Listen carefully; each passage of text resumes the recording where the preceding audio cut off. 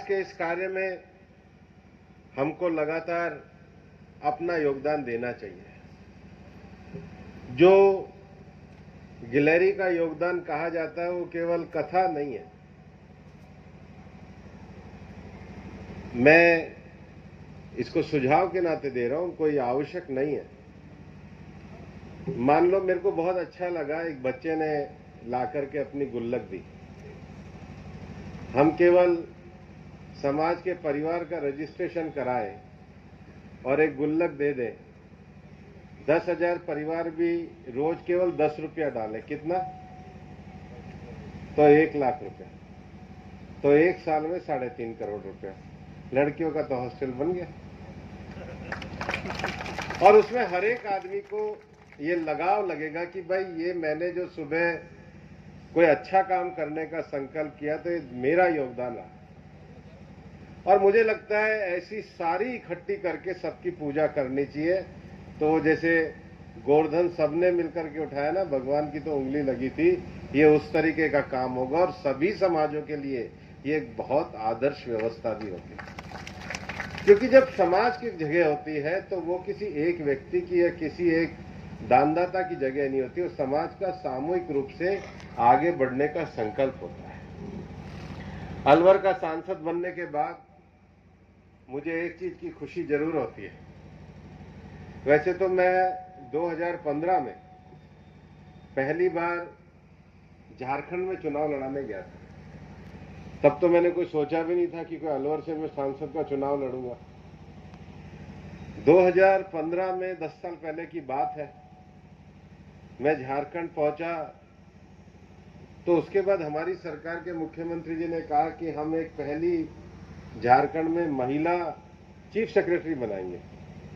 मैंने कहा कौन है? तो बोले उषा मीणा, राजबाला मीणा, कोविद की वो पत्नी। मैंने कहा राजबाला मीणा कहां से? शायद इसी क्षेत्र से, उनके पिताजी भी चुनाव लड़े थे। तो बोले अलवर जिले की रहने वाली है। और उसके बाद तो 10 सालों के इस अपने राजनीतिक जीवन में मैं हिंदुस्तान के किसी भी राज्य में गया हूं तो मुझे कोई ना कोई मीणा अधिकारी तो जरूर मिला। इस बार तो एक बार मैं उड़ीसा चुनाव लड़ाने गया तो एक झगड़ा हो गया। तो बोले एसपी कौन है? बोले मीणा है। तो मैंने बनाराम जी से बोला, बोले उनके पिताजी को तो आप जानते अपने राजगढ़ में है। मैंने फोन किया तो मुझे पहली बार लगा कि अपना अफसर मदद भी पूरी करता है। तो मैं भाई आप सबको बहुत बधाई देना चाहूंगा। आपने हिंदुस्तान के नक्शे पर एक बहुत अहम मुकाम शिक्षा में और पढ़ाई में किया है।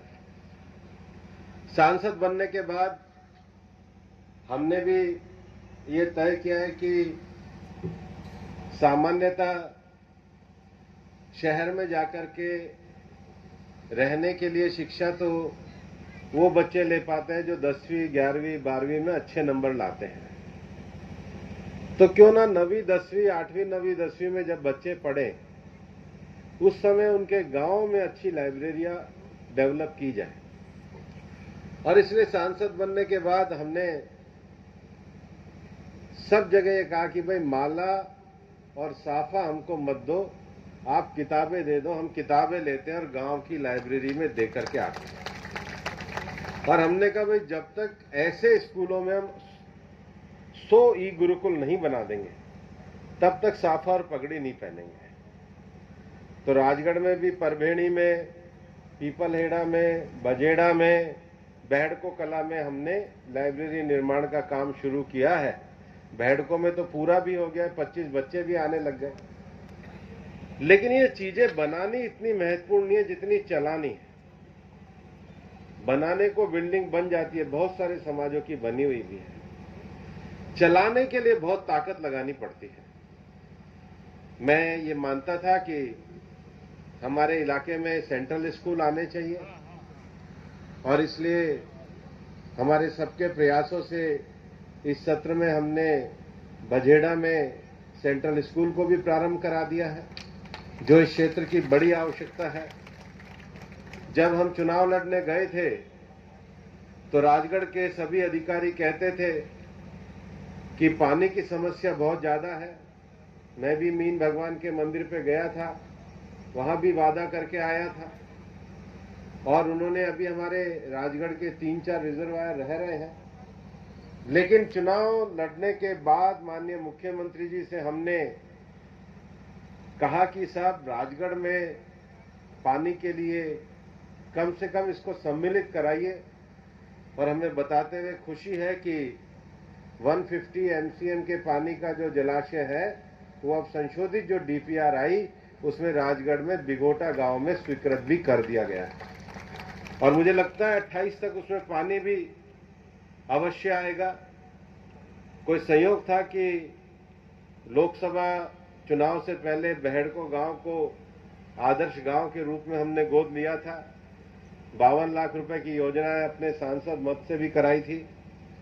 अभी भी जब केंद्र सरकार के सीआरआईएफ की योजना से सड़क बनाने की बात आई तो हमारे बनाराम जी की अनुशंसा पर उनका बहुत आग्रह रहता है। हमने मचाड़ी से रैणी की 14 करोड़ रुपए की सड़क स्वीकृत कराई। डेरा से जामडोली पंचमुखी तक 10 करोड़ रुपए की सड़क हम लोगों ने स्वीकृत कराई है। राजगढ़ में आदर्श स्टेशन तो विकसित हुआ ही है। जब मैं पिछले दिनों गया था तो उन्होंने कहा कि घोषणा करो। मैंने कहा अभी तो घोषणा नहीं कर सकते, लेकिन मैंने राजगढ़ के लिए, खैरथल के लिए हमारे माननीय रेलवे मंत्री जी से अगले दिन मिला। उन्होंने अभी एक ट्रेन की